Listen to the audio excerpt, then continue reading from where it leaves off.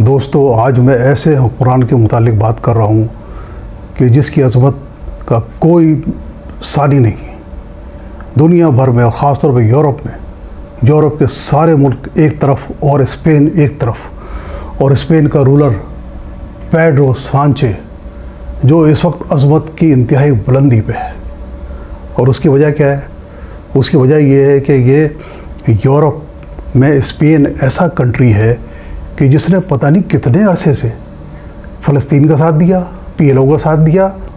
Recent history میں ایسی مثال نہیں ملتی کہ جو پیڈرو سانچے نے قائم کی ہے. یقیناً مسلمانوں کو اس پہ فخر ہونا چاہیے کہ ایک European country, Spain, Christian country, تو اس کا جو پرائم منسٹر ہے وہ مسلمانوں کو فخر ہونا چاہیے اور مسلمانوں کو احسان مند ہونا چاہیے ایسے شخص کا جس کا تعلق مذہب اسلام سے نہیں ہے. اور کہاں سے تعلق ہے؟ یورپ سے ہے. اور یورپ میں اسپین ایسا کنٹری ہے کہ جس پہ 800 سال مسلمانوں نے حکومت کی ماضی بعید میں، لیکن اس کے باوجود وہاں کے لوگوں میں اور وہاں کے حکمران میں کوئی تعصب قسم کی چیز نہیں ہے.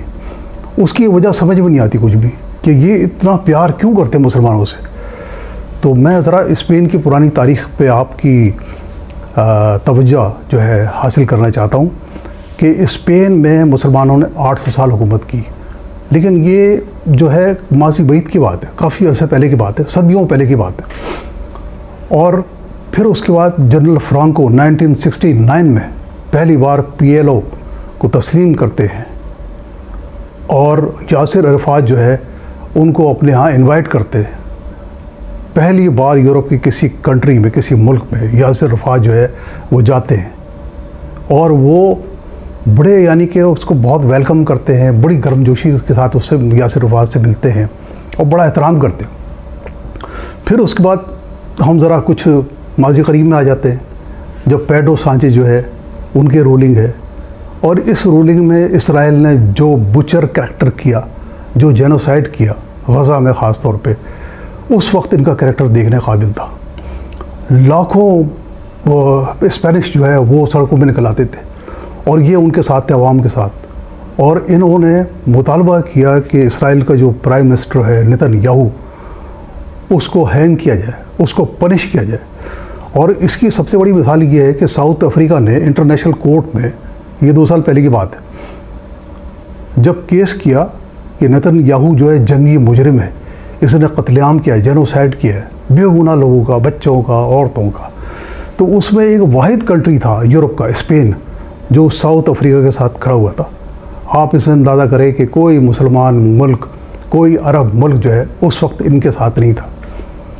اور بہرحال انٹرنیشنل کورٹ نے جو ہے ان کے حق میں فیصلہ دیا اور اس کو جنگی مجرم قرار دیا نیتن یاہو کو.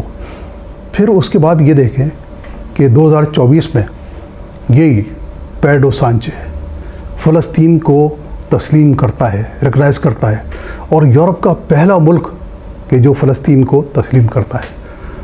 پھر دنیا جو ہے ساری کی ساری سہمی ہوئی تھی. لوگ سمجھ رہے تھے کہ اب نیٹو جو ہے ساتھ دے گا ٹرمپ کا. ٹرمپ نے بہت کوشش کی کہ نیٹو اس کا ساتھ دے یا یورپی یونین کا کوئی کنٹری تو اس کا ساتھ دے، لیکن خاموش تھے. لوگ سمجھ رہے تھے کہ ہو سکتا ہے کہ یورپی یونین اس کے ساتھ ہو اور کبھی نہ کبھی جو ہے نیٹو جو ہے ایکٹیو ہو جائے.